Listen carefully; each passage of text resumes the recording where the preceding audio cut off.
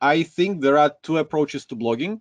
One approach is if you focus on SEO, and it's actually not blogging anymore. This is what we're doing at Ahrefs blog. We're simply finding topics that people are searching for in Google and covering them on our blog. So basically, it's not even a blog, it's a collection of resources that are findable online. So our only objective is to publish something that people will later discover in Google. If there's no search potential for a certain topic, we wouldn't publish about it, anything about it. So that's the first approach. The second approach is the storyline. This is what, if you know guys from Groove HQ done, they had an amazing blog which had a footer that said something like from aha to oh shit. We're sharing like everything on our road from like 0 to a million annual recurring revenue, something like that. Welcome to Show Me the Nuggets, where each week Joe chats with world-class entrepreneurs to find out the key principles, strategies, and processes that lie behind their outstanding achievements. Now, your host, the no bullshit serial entrepreneur, Joe Troyer. Hey everybody, welcome to another episode of the show. Today I'm super excited to have none other than Tim Soulo on the call here from Ahrefs. What's up, Tim? Hey Joe, how's it going? It's going good, man. It's going good. So Tim, man, I've been following you for a long time, since I think 2015 actually, when you were back in the day doing content upgrades, right? Oh yeah. So I think that's how I found out about you first, and then I found out about kind of BloggerJet, and then obviously I followed you into Ahrefs. So could you just give everybody a little bit of a background, right, on Content Upgrades Pro and BloggerJet, and then obviously your transition into Ahrefs before we kind of dive deep here? Yeah, so actually, for the most of my career in marketing, I've been working in-house. So I started at a junior SEO level position in a company that was selling website templates. And then I worked in quite a few different companies, basically being a marketer, director of marketing, marketing manager, you name it. And as I got bored at some of my in-house jobs, I started to explore my side project, as it happens with a lot of people. Actually, once you get bored, once you don't get satisfaction from your work, you start to work on your own thing that inspires you. And this is how I actually had a bet with my friend who can launch a brand new blog and generate more traffic in 6 months. This is how I launched BloggerJet, which then became my kind of personal blog. Long story short, I won that bet, but not because I was better at generating traffic, but because my friend abandoned his blog like halfway through. So that blog was basically just a hobby project. But then I realized, as I was consistently getting bored with my in-house marketing jobs, I realized that I want to make money on the side and I need to monetize blog somehow. And when I launched the blog and when I was publishing articles, my only goal was to attract attention, to attract traffic, Twitter following, email list, all those arbitrary metrics, like anything but not money. So then I thought, like, what can I do to monetize blog? I didn't want to go the info products route because for that you need to have an authority if you want people to buy from you. I didn't quite have that at the time, so I figured that I'd rather build at something tangible, something that people can buy from me without necessarily me being like the expert, the authority. So I figured I can launch some plugins for WordPress, and first and foremost I can use them on my own blog, and I can use my own blog as a testing ground for those plugins, share my results with people, and prove them that my plugins work and that they should install them for their own blog. So this is how I build the two plugins. One is tweet this, which was creating tweetable quotes in your articles. So whenever you're writing a piece of content and you have like a short soundbite, as some people call it, that is tweetable, that is shareable, that you want people to share on social networks, Twitter, Facebook. I created a plugin that was creating like fancy, good-looking tweetable quotes and embedding them into your articles.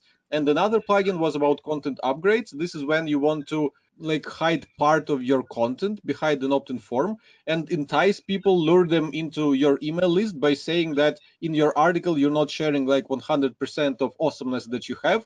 So you've hidden a little bit of it behind the opt-in form, and if they want to get that extra content, they need to subscribe. So that was the plugin for content upgrades, and both like were starting to kick off. But then I got an email from Dmitry, CEO and founder of Ahrefs, who explored my work online a little bit and invited me to collaborate on some content marketing projects. And as I said yes to him, and we started working together. In about 3 to 4 weeks, we realized that we have some chemistry going on, and he invited me to come to Singapore, which is where I'm at right now, and become in charge of marketing for Ahrefs. So that's the short story. Okay, awesome. So how long have you been officially at Ahrefs then, Tim? Since 2015, so that's 4 years. Yeah. All right, awesome. So if we kind of go back just a little bit to like your days at BloggerJet, right? Like and even today, right? Like you've been able to achieve success, right, so to speak, with blogging. But my team did some digging, right? And you had four teams that or four blogs that failed, right? So what do you Yeah. think were the big mistakes, right, that you made trying to grow these four blogs? Like so many people start out a blog, I feel like, and they give up halfway through, or they give up, like you said, your friend 4 months in. You know, I think that's definitely a mistake. But what do you think are the big mistakes that people make? Actually, I think there was more than four that failed, but like four for sure. So I think I had more failures than that. Anyway, the biggest mistakes, like first and most obvious one, I simply didn't understand how blogging works in a sense like a tool to help your business. So I didn't understand blogging in terms of business growth. I understood the basic principles that everyone understands, that you have to publish new articles, that you have to tweet them to your audience, that you have to go with popular topics that everyone is publishing on their blogs. So basically, I was doing so-called monkey job. I was looking at other blogs in my industry and writing almost the same articles that they're writing, and like tweeting them, trying to submit them to different communities like Reddit, etc. And it didn't work out. So I simply didn't understand like what is blogging, what is the business objective. So whenever I was an in-house marketer, and for example I was working on CMS, content management software, a tool that helps you build your website, and we had a blog, again I didn't understand like what blog is for. Yeah, we could post some updates about this software, like what's new in our software, and send it to our customers, and like to some of them it was interesting, of course not to 100%. Then we could cover some, I don't know, industry news, like what's going on in the website building industry, some new technologies or something. But I never got traction. I never figured out the simple idea that if you're blogging, you might want to like, I know I'm not sure if you want me to go deep on this, but let me just quickly share that I think there are two approaches to blogging.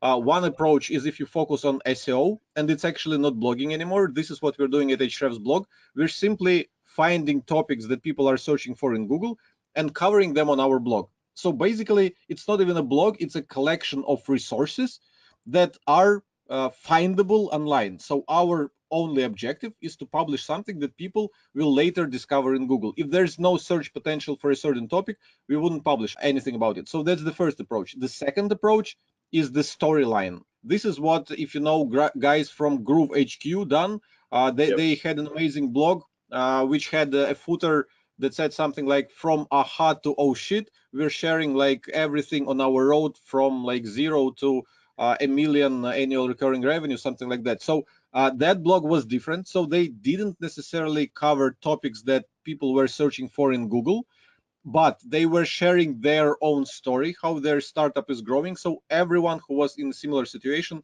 everyone who is running their own startups, everyone who is doing marketing, product management, etc., they were interested to follow their publication and to see what kind of other challenges they meet, how they solve them. So it was interesting. So yeah, there are two approaches to blogging, and they didn't realize any of them back in the day. So we didn't focus on SEO, and they didn't focus on storyline, and that's why my blogs weren't taking off. I simply didn't have any of the strategies in mind. That's really interesting. Frankly, I've never thought about it like that either, but that makes a whole lot of sense, right? So at Ahrefs, I know that since you've been there, you've been able to help grow the traffic by over 100%, right? And you just said I think that 200%. 200%. All right, got to give you credit where credit's due. Awesome job.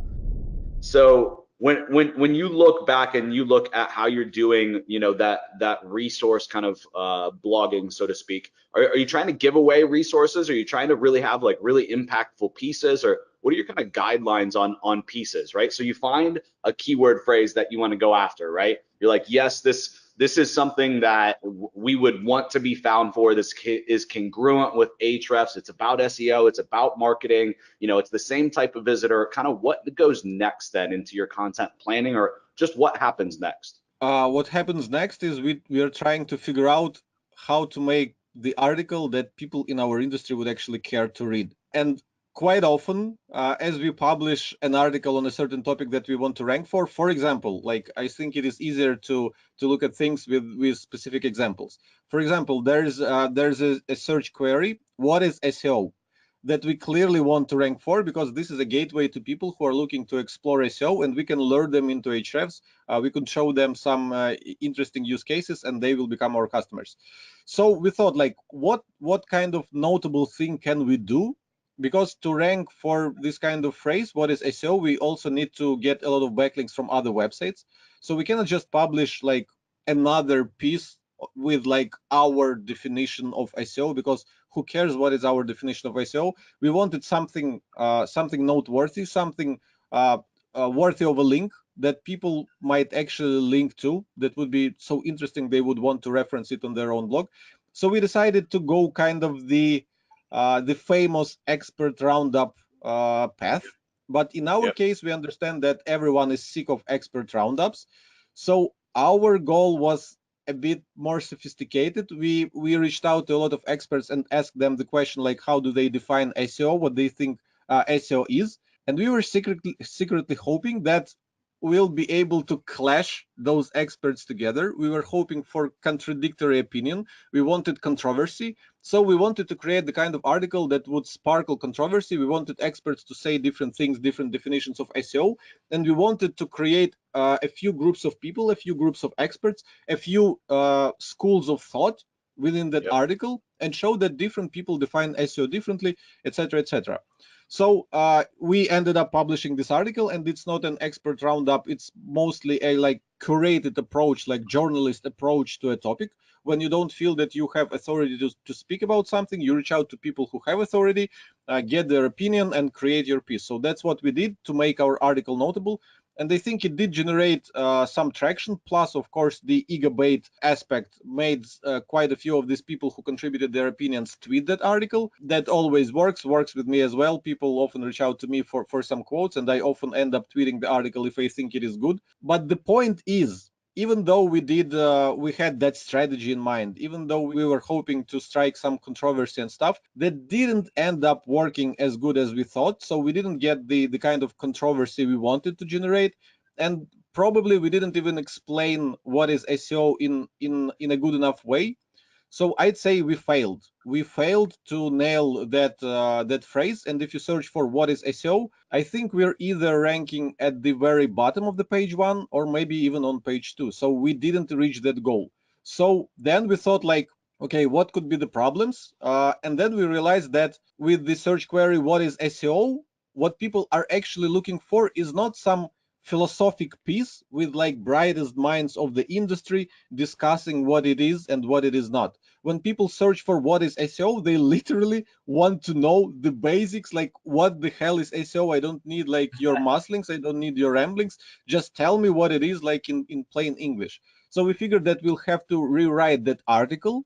And the next angle that we're going to take is we want to rewrite it in a way that would be so objective that everyone will agree with us. And whenever people would want to reference to send their peers, like if someone would ask them what is SEO, we want to create the kind of page, the kind of article that everyone objectively will agree that this is the best answer to the question what is SEO. So that's what we're going to do next, and we'll basically republish that same article under the same URL. So we'll preserve any backlinks that we've got already. We'll probably preserve some expert quotes that we have already, but by taking the second attempt at ranking in the same article, by promoting it the second time, and by seeing if the second angle resonates, we're kind of improving our chances to rank. So to answer your question, the way we rank for keywords is via trial and error.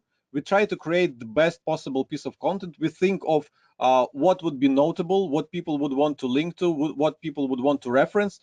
And sometimes, and quite often, to be fair, to be honest, it doesn't work. So we publish, we don't see the traction we wanted, and we think of another way we could do it better. So it is a long process. Sometimes we have to republish articles 3 to 4 times to generate enough traction, to generate enough views, and to resonate with people as much as we can. I literally yesterday republished my article about keyword difficulty because I thought that my original article about keyword difficulty was not good enough, and in less than 12 hours, I think it is ranking #1 for keyword difficulty. Let's see how long it will stay there, but so far I see that it resonates with people, and a lot of people on Twitter are saying that they like my take on keyword difficulty, and they see that they will send their peers and friends to that article if those will want to learn about keyword difficulty. Yeah. That's a really refreshing approach, Tim. Frankly, I've never heard anybody really talk about that, right? It's like write the piece once, do on page, right? Get some backlinks and call it a day, and then just continue to optimize it and promote it. And so I think that that's a really neat and fascinating approach that nobody really in the space I hear talking about.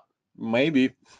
I mean, I don't. I've certainly never had that mindset or that throughput.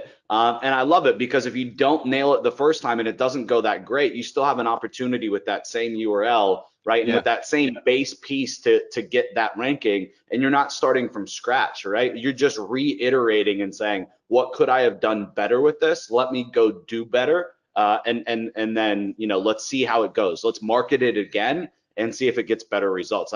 I love that. So then when it comes to building out a blog, right? And when it comes to growing a blog, do you have any thoughts like how many blog posts a week, how many blog posts a month, that ever question that everybody always gets about how many articles a week or how fast you should be growing your blog, right? Any take or thoughts on that? Yeah, you need to think about the bottom line. Like I said, my biggest mistake with blogging is that I didn't understand how blogging helps to grow your business. So you need to think how your blog will help to grow your business. For example, in the case of Ahrefs, the way our blog brings us customers is that whenever people search for keyword difficulty, they see that our article ranks #1, and within that article, I mention our own metric. We have keyword difficulty in the Ahrefs. I mention our own metric, and I explain people how our metric works, how is it useful, how to apply it in their own marketing, in their own keyword research. So by reading my article, people get understanding how our tool works. And from there, if you have understanding how one tool works, why would you go and try other tool if you don't know how it works? So you will stick with the things you know. So we try to educate people on the concepts of SEO through the prism of Ahrefs. So in every single article, we mention use cases of Ahrefs, and we have what we call, I think it is unique to us because I never saw it mentioned by anyone before in any of the other guides about keyword research. So we have a score called business potential. So for every keyword or topic that we want to target, we assign a score from 0 to 3, which we call business potential, where 3 means that your product is an absolutely irreplaceable solution for whatever people were searching for. And again, let's look at it through an example. Let's talk about the keyword, the search query weight loss or how to lose weight. When people are searching for how to lose weight, when they have problems with weight, the best solution, as far as I know, is diet. So less calories you consume, less weight you have. There is no better option than dieting. So if you have like an amazing diet, if you're an expert in creating like custom diet plans based on people's health, their like preferences in food, etc., etc., then you'll be able to bank a lot on this keyword because you're offering them the best possible solution for their problem. Business potential of 2, which is 1 point lower than 3, is when your product is extremely helpful, but it's not critical. So it will help you a lot to achieve what you were searching for, but you can do without. So again, back to weight loss, diet is the single best thing you can do to lose weight, but there are supplements like chemicals that actually help you get rid of the fat and all that stuff, or like surgery. A lot of people are getting rid of their fat just via surgery. Again, this is not critical. You can lose weight without surgery, or you can lose weight without chemicals or supplements. but it is very useful. So that's business potential of 2, and many people will go for it because they think that the best way is not optimal for them, so they will choose the other option. Business potential of 1 means that your product can be mentioned, but people won't really buy it. Like you can mention it, so it is relevant, but it is not critical at all. So in that example, the business potential of 1, I would say kettlebell. So kettlebell is a nice piece of fitness equipment, and you can do a lot of exercises, and you can burn calories, you can keep yourself in shape, blah blah blah. But the value of buying a kettlebell towards losing weight is questionable. So dieting is so much better.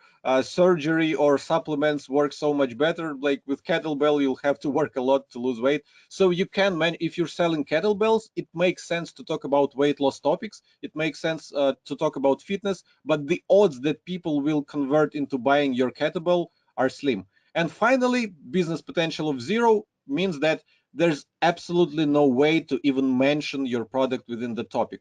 So for weight loss, I'd say it would be car tires.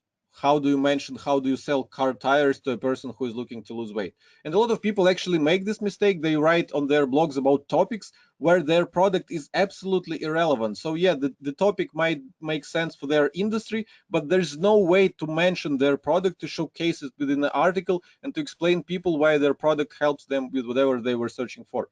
So like, to answer your question, like what kind of publishing frequency people have to choose, how many articles they should have on their blog, it depends on the business potential, because I know a lot of people who are making millions of dollars with just a few articles. Again, if we take the example of weight loss, if you put weight loss into Google, if you take the top ranking page and paste it to Ahrefs to see how many different keywords it is ranking for and how much search traffic it is bringing per month, I think that single article about weight loss, it is bringing over 300,000 visitors per month from search.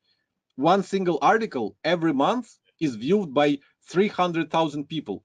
You can easily build a business of that article alone. So you don't need any other articles as long as you keep ranking for this one. But if you have secured your number 1 spot with this article, you'll probably want to target another topic and rank number 1 for it as well. So again, a great example is Brian Dean, the guy who has a famous SEO blog, backlinko.com, who is selling SEO courses and who's doing millions in revenue, as far as I know. He only has, I think, less than 40 articles on his blog. I know many SEO blogs of different SEO tool vendors or like SEO experts that have hundreds and hundreds, sometimes thousands of articles on their blog, and the ROI of these articles is not as huge. So yeah, it's all about the traffic you can get and how the traffic is relevant, what's the business potential of the traffic, and if you're able to convert the traffic into your customers, you can build a business of just a single article alone. I love the business potential side of that, right? So, I mean, I think for me, anyways, like thinking through what you just said, the aha moment was like, look at the business potential in those keywords and create kind of a content plan around that, right? And whether that's a 1 month plan or a 3 month plan or a 6 month plan, that's where you start. At least that's what I took from what you said. Tim, I know that I've been using Ahrefs for about a year now, and I completely love it. And when somebody asks me, Joe, what are you using for keyword research, and what are you using for backlink audits, and what are you using kind of as your SEO tools to stay? It's always one of the tools that I recommend. But I really want to give everybody that's watching this some practical advice on what are the top 5, what are the top 7, what are the top 10 things that anybody watching this, whether they're a seasoned SEO expert or they're brand new to SEO, could use and go get a return quickly, right? With using Ahrefs, like what are the tactics that somebody could deploy quickly? Yeah, sure. Thanks for letting me plug some Ahrefs use cases into our conversation. I already did that actually while I was discussing different strategies.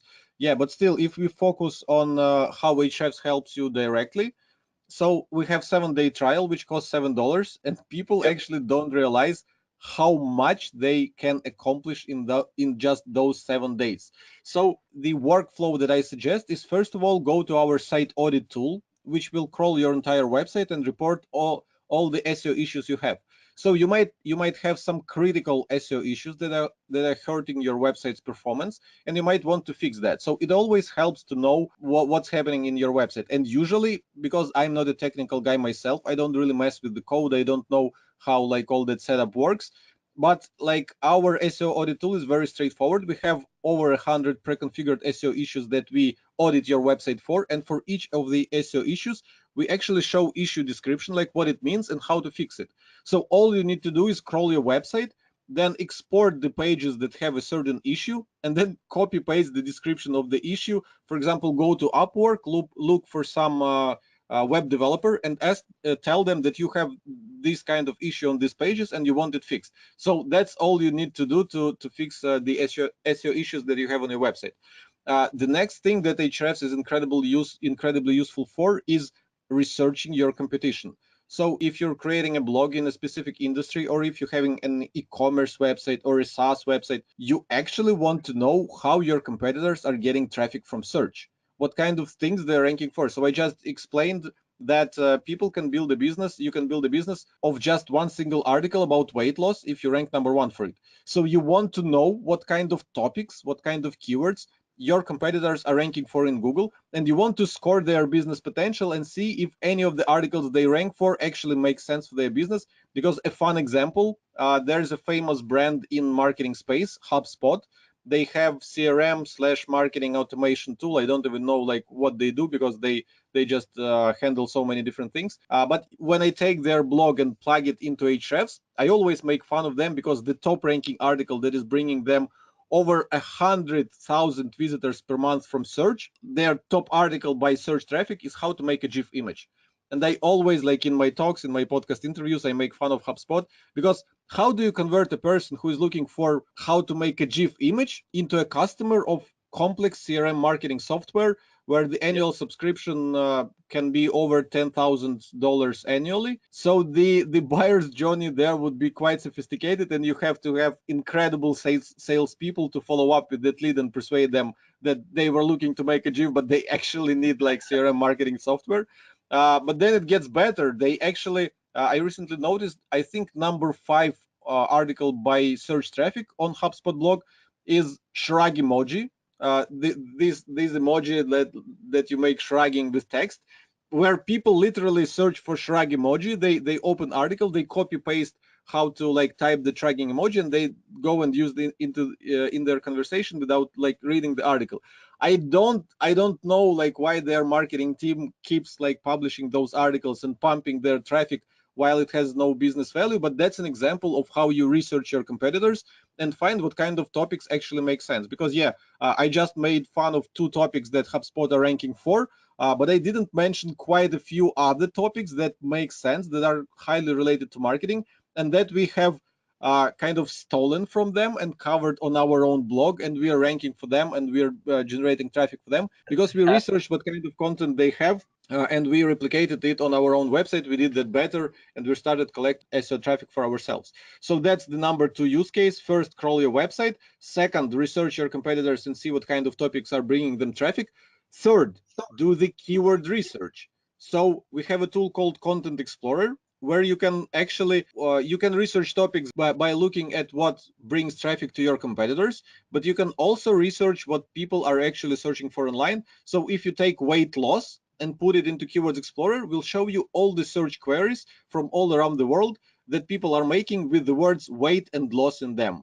So how do I lose weight, weight loss exercise, weight loss diet, etc., etc., etc. Anything that contains weight loss in them will be listed in our database of search queries. And for every search query, you have how many times per month people around the world search for it in Google, and the so-called keyword difficulty, which is basically a proxy to how many backlinks the top ranking search results for that keyword have. Because generally, if you are not able to generate as many backlinks to your page as the top ranking pages have, you are unlikely to outrank them. You're unlikely to rank in the top 10 search results. So this is why knowing how many backlinks competitors have is pretty useful. So that's keyword explorer, that's keyword research, and that's number 3. Again, first, do the site audit. Second, check what brings traffic to your competitors. Third, do keyword research, explore the searches that people are doing in Google that contain keywords related to your industry, whether it's productivity, photography, pets, whatever.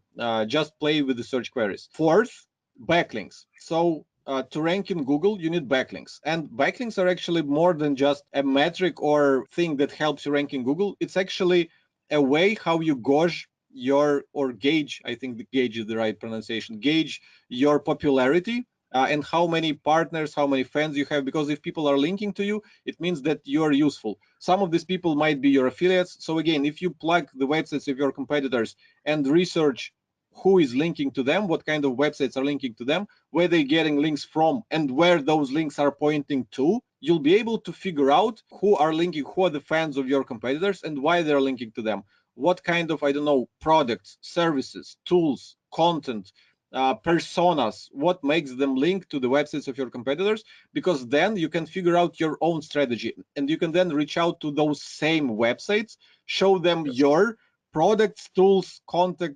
services, content, and persuade them that you're also worthy of a link. So that's number 4.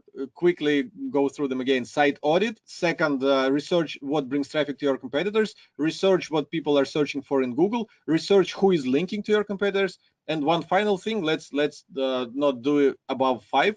One final thing is we have a tool called Content Explorer, which is basically a search engine. But if Google lets you search through everything that is published online, Content Explorer is focused on content, which is in the name actually. So we have a database of over 1 billion pages with content. It is constantly growing as we crawl the web and discover new content. So for the value of Content Explorer is that, for example, you can search for the word productivity, and you can search for all articles from all around the web that have the word productivity in their titles. How this is useful? If you have some kind of startup or application or a service in the niche of productivity, you want to know about all the blogs that write about productivity, because then you'll be able to reach out to them and you'll be able to figure out affiliate partnerships, guest posts, email blasts, you name it, like any marketing strategy. Just knowing who writes about stuff in your industry is very helpful. Other than that, for every article that we have in Content Explorer, we have 2 super important metrics. The first one is how many backlinks that article has, and the second one, how much traffic that article is bringing from Google. So if you want to research the content that generates backlinks in your industry, just search for a topic in Content Explorer and sort the results by the number of referring domains, the number of backlinks they have, and you'll see what attracts backlinks in your industry. If you want to find topics that are generating a lot of traffic from search that are relevant to what you do, for example, productivity apps, you will search for it at Content Explorer, and you'll see all articles that have words productivity apps in their content, and then you can sort them by search traffic, and you'll see which topics that mention productivity apps in them, which means that these topics are relevant to productivity apps, are getting the most search traffic. So this gives you the ideas of topics that you can cover on your own website and still talk about productivity apps or whatever you want to talk about. So these are 5 use cases of Ahrefs that I suggest people to start from. But there are many, many more. Yeah. I can't believe how many you didn't even mention. So, how about where would you put in order of importance? Where would you put like the link intersect tool that you guys have, and can you explain what that is? It's funny because just a few hours ago, I was having another live call, like a podcast interview, and the guys actually asked me about link intersect as well.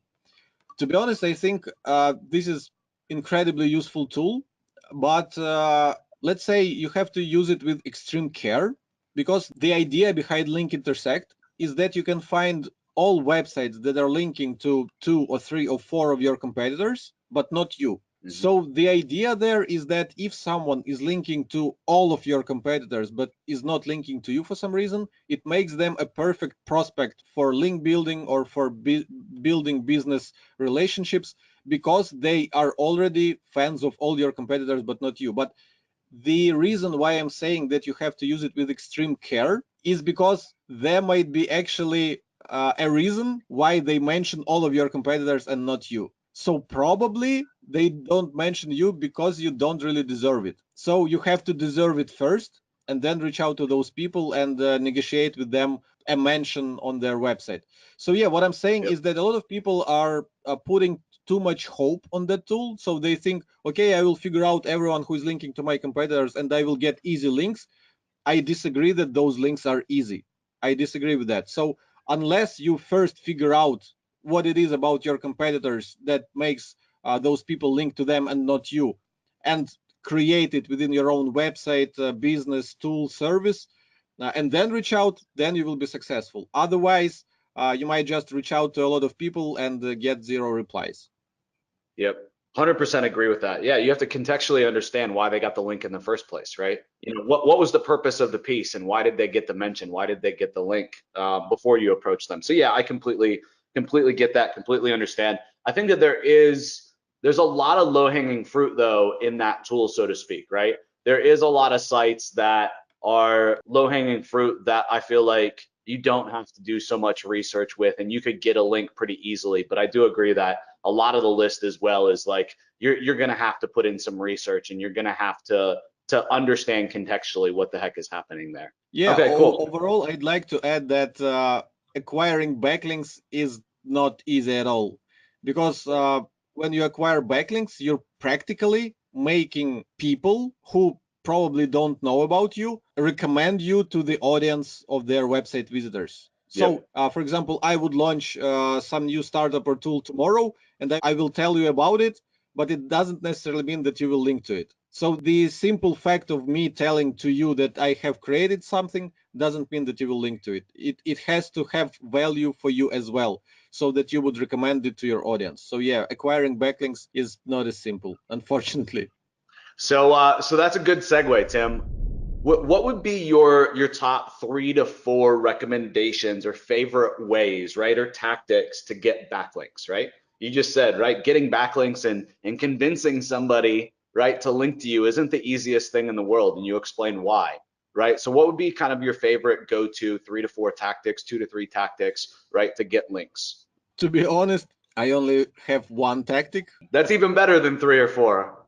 Yeah, and the tactic is quite simple and straightforward. 3 words actually. Do something notable. Do something worthy of a link. Do something like incredible that people would want to tell their friends about, to reference on their blog.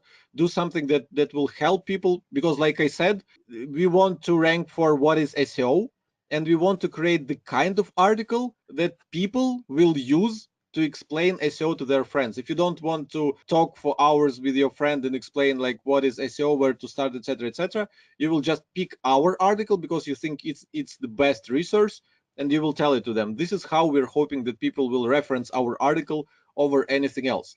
So the best link building strategy, and this is what I figured over the years, is to create things that people naturally want to reference, that they are so useful, they are so incredible, so controversial, so unexpected, so surprising, so inspiring, like you name it. There are many things of why people want to spread the word about content, tools, products, services. I'm not saying content actually, because at Ahrefs we get a lot of backlinks because of the actual product. So we would create a new feature, and that feature is useful, and people start linking to us because they talk about a useful feature. So we get backlinks because we create notable stuff. We create things that help people. Same with content. We might publish a tutorial that is useful, and people want to reference it because of how helpful it was to them, and they think that their website visitors or their followers or the people they communicate with on forums and message boards will find it useful as well. Or we would create a study. We would bust a specific myth. For example, my most recent study is named "Ranking Number One is Overrated," where we crunched some numbers, and I proved that the number one ranking page is not necessarily the one that generates the most search traffic in total, because pages don't rank for just a single keyword. Yeah, if you rank for just one keyword, the number one result gets like 30% of clicks from that keyword, the number two gets 20%, 15, etc., etc. But pages rank for all sorts of queries. So with an example of weight loss, it's like weight loss, how to lose weight, effective weight loss, etc., etc., etc. And if you look at the total traffic to top ranking pages, the page that ranks number one for a specific keyword doesn't necessarily get the most search traffic in total. And that was an interesting study. And it was surprising in some way, because people believe that the number one ranking page is the one that is banking on traffic the most. It is not, and it is notable. It is something that people want to link to. It is something that people want to reference. So the best link building strategy I know is to create stuff that would be notable. One kind of hack to it, like something that I did on my own blog, BloggerJet. I wanted to write an article about guest blogging, and I wanted to figure out if guest blogging can bring you referral traffic. We all know that guest blogging is good for acquiring backlinks, because if you struggle to persuade other people to link to you, you can just submit content to their website and link to yourself from your own content. So this is an easy way to get links. Easy, quote unquote, because it is not so easy to guest post on quality websites anyway. But yeah, I wanted to know if guest blogging is actually bringing you any referral traffic and not just helping your own article to rank. So I reached out to 500 bloggers, and they asked them to give me the numbers from their Google Analytics on a few of their most recent guest articles, and they calculated that the average referral traffic from a guest article was just 54 visits. So 54 visits, think of how much time you put into creating an article, negotiating with the blog owner, maybe refining your article, publishing it, promoting, etc., etc. And for 54 visits, like how much would you pay to Facebook ads to get 54 visits for your website? I think your time is worth more than that. So yeah, this was the article I created, and because I reached out to 500 bloggers and I got their numbers, I did something notable. I did something that other people don't do. So everyone could share their own opinion. Like I published like 20 or 50 guest articles and they didn't get any referral traffic. And people would say like, so what? I know people who are generating a lot of referral traffic. So it wasn't my case. I didn't go the easy way of sharing my own opinion of how much referral traffic I was getting, because I actually knew that I wasn't getting any referral traffic from my guest articles. But I reached out to 500 people. That was a lot of work to communicate with each of them, because it's not just you reach out to a person and they immediately give you the numbers. No, they will ask you questions like, why do you need it? How do you need it? Sometimes they shared their Google Analytics access with me. Sometimes they send me screenshots. Sometimes they send me numbers. Sometimes I had to reconfirm with them, like, are you giving me the right number? Because it doesn't seem correct. So there was a lot of work involved. But then again, that article, I think to date, it's my most linked to article on BloggerJet. It has generated links from over 200 blogs, from 200 websites, and for Ahrefs, generating links from 200 websites is not a feat. It's not something like out of the ordinary. We can do it quite easily. But for BloggerJet, a blog that pretty much no one knew about, to generate links from 200 websites is a pretty cool accomplishment. So yeah, it's all about doing notable things. It's all about doing things that would be interesting to people in the industry, and about doing things that people in the industry would want to tell their friends and audience about. So that's pretty amazing. Yeah, 200, right, root domains essentially, right? Yeah. 200 different blogs linking to you from one piece of content is amazing. I mean, if you look competition wise, right, like you could compete with a lot of people, right, just from that the backlinks from that one piece of content alone for your entire site. So that's fantastic. Good stuff. So contextually, like how long did that study take you? Right? Like high level, like if you had to look at how long that took from coming up with the idea and writing the piece and doing the outreach and the back and forth and the verification of the numbers, like what would you have to say kind of your time investment was on that piece? I think it took me 3 to 4 months. Okay. But at the same time, like I said, I always had a full-time job. So I Yeah, was yeah. writing that article part-time. So right now, whenever here at Ahrefs we try to get into such ventures, for example, with what is SEO post, I think it took us around 3 weeks, like when a full-time person is doing this. And again, it's not that they invest like all 8 hours each and every day into doing this, because, for example, you take 2 or 3 days to reach out to 100 people, and then you Yep. just wait. You simply collect responses and you reply to people as they come, and you can take care of other things. But the timeline is, yeah, you'll have to wait for people to reply. You have to ping them with follow-ups. You'll have to ping them on Twitter, on LinkedIn if you want to get a response from them. So you have to be persistent. So yeah, it's quite a big time investment, and depending on what kind of piece of content you're creating, because for what is SEO, we just needed their opinion, and then we created it. for my research of referral traffic from guest articles, I had to actually like crunch some numbers in a spreadsheet. So it took some extra time, and I wanted to create some fancy looking graphics. So yeah, but yeah, a good piece of content will take quite some resources and quite some time investment, that's for sure. 100%. But that's not bad, right? At the end of the day, to get 200 root domains for a 3-month investment, I mean, how many people out there haven't even built 300 root domains to their site, right? And they've been around for years. So What that's an amazing feat, no matter what, and you know, no matter how you look at it. what amazes me is that there are a ton of blogs about blogging, or a ton of marketing resources that talk about blogging. And to date, my study is already 3 or 4 years old. I think 4 years old, because I created it shortly after joining Ahrefs. And then Dmitry actually reached out to me and said, why did you publish that study on your blog while you're working at Ahrefs? And I was like, he said, I'm interested to like, so that you would invest all your like resources into Ahrefs, and I will kind of provide you with sufficient compensation for your work. So yeah, this is Yep. how I decided that all my mental powers on my work should go to Ahrefs. But yeah, I did it part time shortly after joining Ahrefs, and to date, I didn't see anyone 4 years later replicating that study, because my study is outdated. The numbers could be different today. People might be getting more referral traffic today or less referral traffic today. And again, even simply the fact of reaching out to a lot of people in the industry and asking them about their guest blogging activities, how they do it, what kind of KPIs they have, what kind of ROI they're expecting from it, etc., etc., etc. It would be interesting. I would definitely read it. I would definitely tweet it.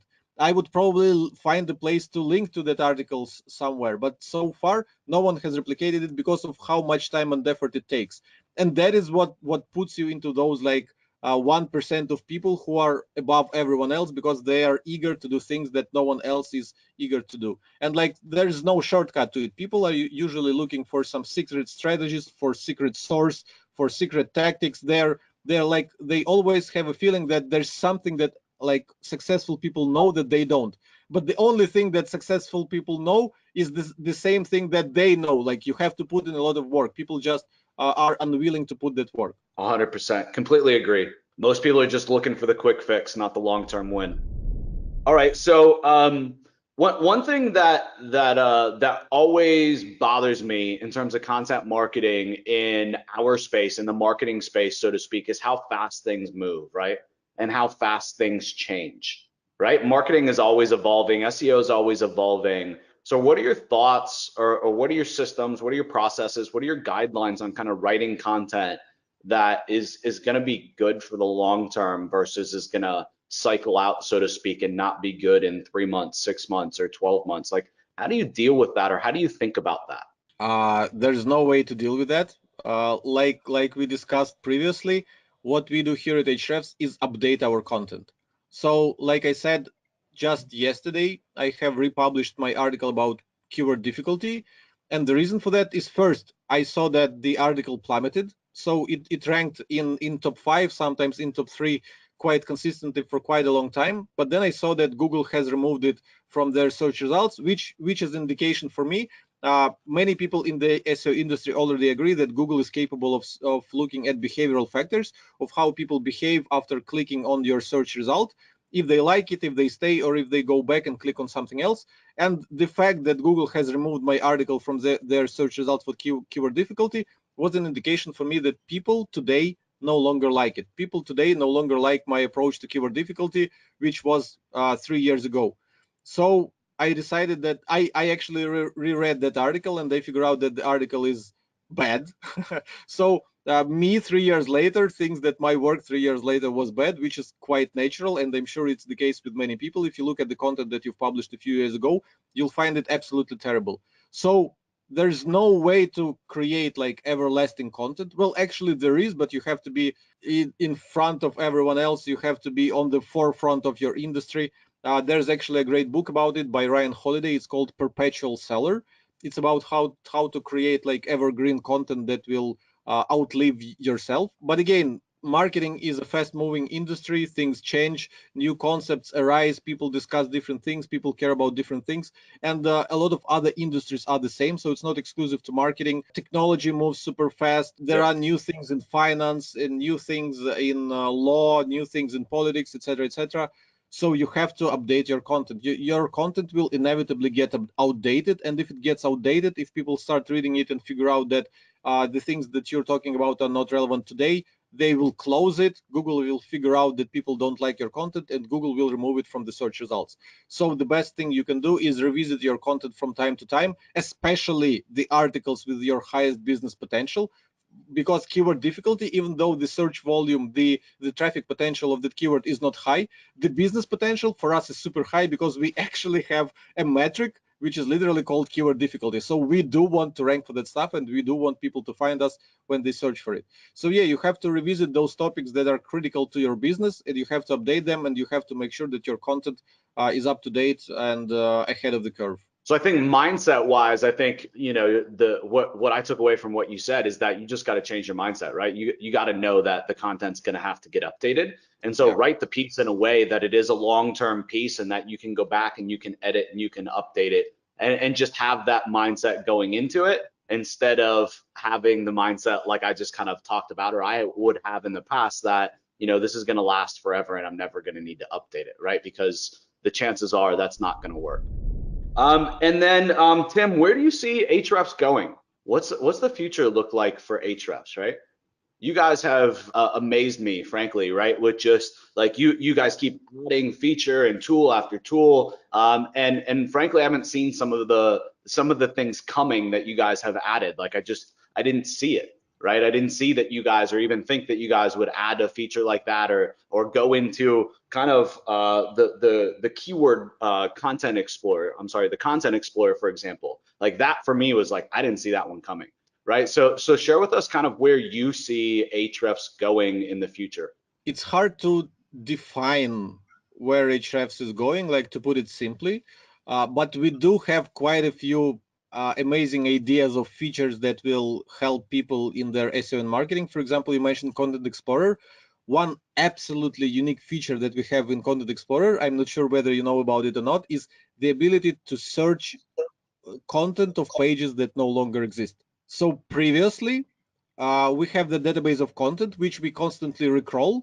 And whenever page becomes 404, whenever a person deletes an article from their blog, we would remove it from Content Explorer. But then we figured, why do we do that while that article could have backlinks? So for example, right now you're able to search for productivity in the titles of the articles that don't exist today. And many of these articles have backlinks pointing at them. So this is like broken link building on steroids. As Apple would say, we are reinventing broken link building.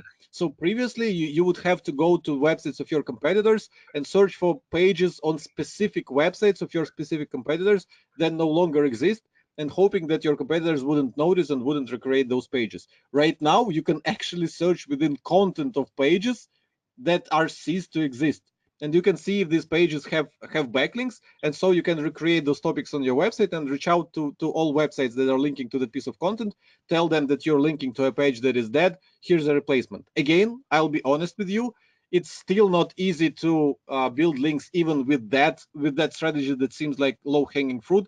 You'll see that only like 30% of people will reply to you, only like 5 or 3% of people will end up changing the link, etc., etc. So it's not as easy as it seems, even though it seems like a low-hanging fruit. But still, that is very useful, and we are the only tool in the world today that does it. And I don't see any other tools catching up with this kind of feature. And we have quite a few more features like that planned.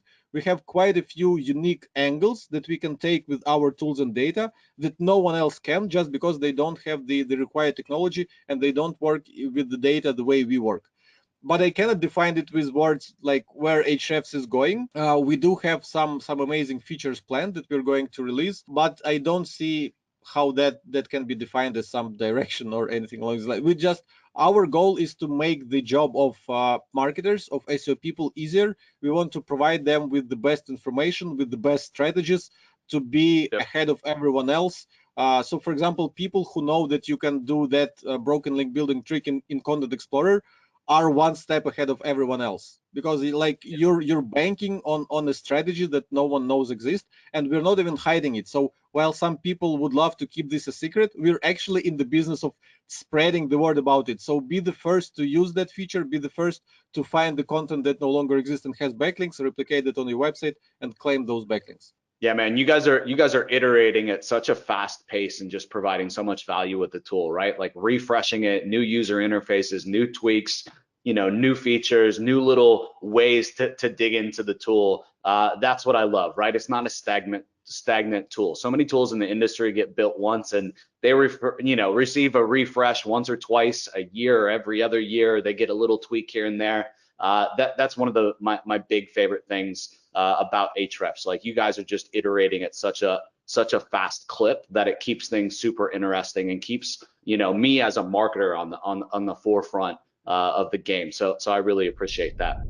It's been great having you, man, and I want to be very respectful of your time. You've dropped a lot of knowledge, you've dropped a lot of nuggets here, and we're hitting the top of the hour. So I do want to wrap it up, and I want to wrap it up by asking you one last question, right? At the end of, I think, every podcast, they always ask, like, what are your favorite 3 books, right? So I want to do something just a little different, right? I want to ask you, what's the one book, right, that's made a huge impact on your business? Right? What's the one book that you would recommend, right? And why? Well, first of all, I don't have a business of my own right now. I'm an employee. I'm chief marketing officer at Ahrefs, which is a business of Dmitry, who has founded it. So let me change your question a little bit to make it easier for me to answer. I can answer with a book that actually I think it changed my life and my career. And it's a quite famous book, actually. It's called Outliers by Malcolm Gladwell. So there's a very famous takeaway from that book, that it takes 10,000 hours to become a master at something. And overall, the book explores what makes you successful. Is it luck? Is it the time you put in? Is it hard work? Is it the environment, etc., etc.?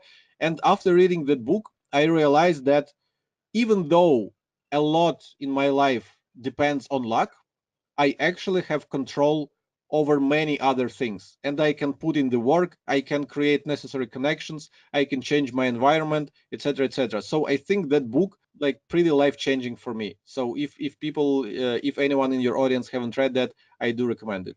All right, awesome. Yeah, that's an absolutely fantastic book, one that I try to revisit actually quite often.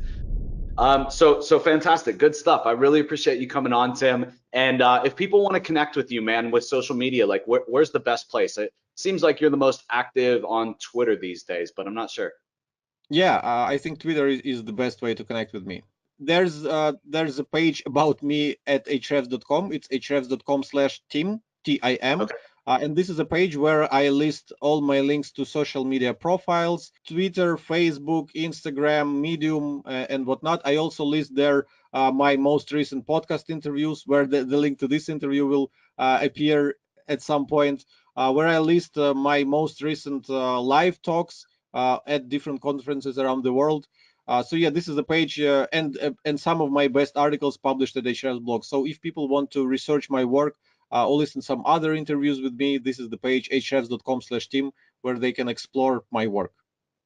Awesome, man. We'll definitely link that up in the show notes. And thanks again, Tim. We really appreciate it. And I highly recommend you guys definitely take them up on their trial, right? And start using Ahrefs. And I know you guys won't be disappointed. So I'll see you guys on the next episode. Thanks a lot, Joe. Now, before you go, I have something extremely special for you. What if some of the top entrepreneurs of our entire industry went a little nuts and decided that they give away their best products for free? Well, forget the what if. This is actually happening, all right? These top entrepreneurs join me, and we are now running a contest to give you their best products absolutely free. And you don't want to miss out on this amazing opportunity. So go check it out at digitaltriggers.io/contest. And I want you guys to understand that yes, this is a contest, but there is quite literally something for everyone. So just by joining, you are a winner. So go check it out at digitaltriggers.io/contest. Again, that's digitaltriggers.io/contest. And guys, again, this is a limited time contest. So go ahead and do it now before it's too late. We'll see you on the next episode.